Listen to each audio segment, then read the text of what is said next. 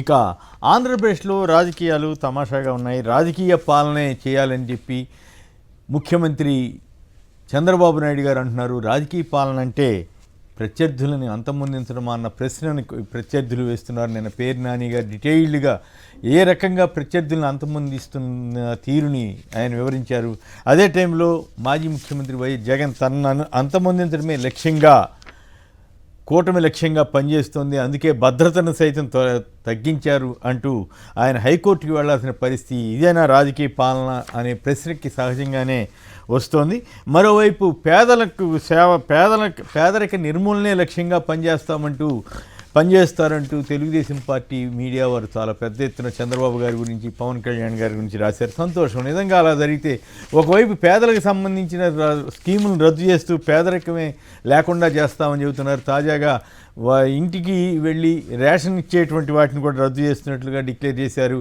పేదలకు సంబంధించిన అనేక స్కీములు ఇంప్లిమెంట్ చేయకుండా ఎక్సెప్ట్ 1000 రూపాయల పెన్షన్ మినహాయించి, అదనంగా ఇచ్చింది మినహాయించి మిగతా ఏ స్కీము అమలు చేయకుండా పేదరికాన్ని నిర్మూలన కోసమే పనిచేస్తామని కలెక్టర్ల సమావేశంలో ముఖ్యమంత్రి, ఉప ముఖ్యమంత్రి చెబుతున్నారు. మరి వీటిని ఎట్లా చూడాలి? నిజంగానే వీళ్ళలో చిత్తశుద్ధి ఉందా లేదా? రాజకీయ పరిపాలన అంటే పైకి కబుర్లు చెప్పటమేనా, లేక నిజంగానే చిత్తశుద్ధితో పనిచేయటమా? మాజీ ముఖ్యమంత్రి తనకు సెక్యూరిటీ తగ్గించి తనను అంతమొందించడానికి ప్రయత్నాలు జరుగుతున్నాయంటే దానిపై కనీసం స్పందించరా ప్రభుత్వంలో ఉన్నవారు? దీనిపై ముందుగా వెంకటేశ్వరం గారు మీకేమనిపిస్తోంది?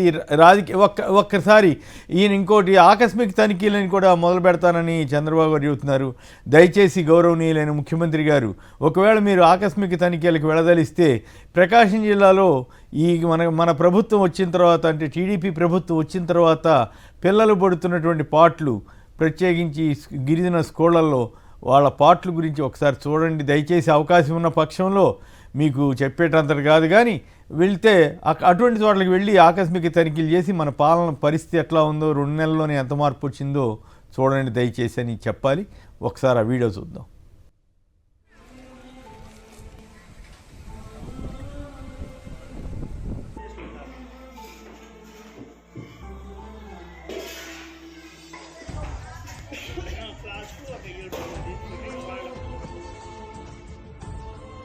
ఇది ఎర్రగొండపాలెం గిరిజన సంక్షేమ గురుకుల విద్యాలయంలో విద్యార్థులకు విద్యాబుద్ధులు నేర్పవలసిన వార్డెన్ దారుణంగా వారి చేత వంట పనులు చేయిస్తున్నాడు. మరి ఆయనకు వచ్చిన ఇబ్బంది ఏమిటో, మరి అక్కడ స్టాఫ్ లేరో లేకపోతే ఏం తెలియదు కానీ.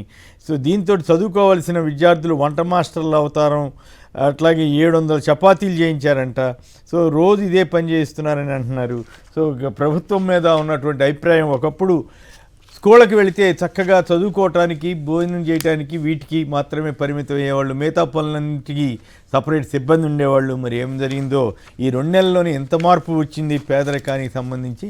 సో ఇటువంటి వాటిని ఆకస్మిక తనిఖీ చేయాల్సిందిగా మనం సూచించేద్దాం.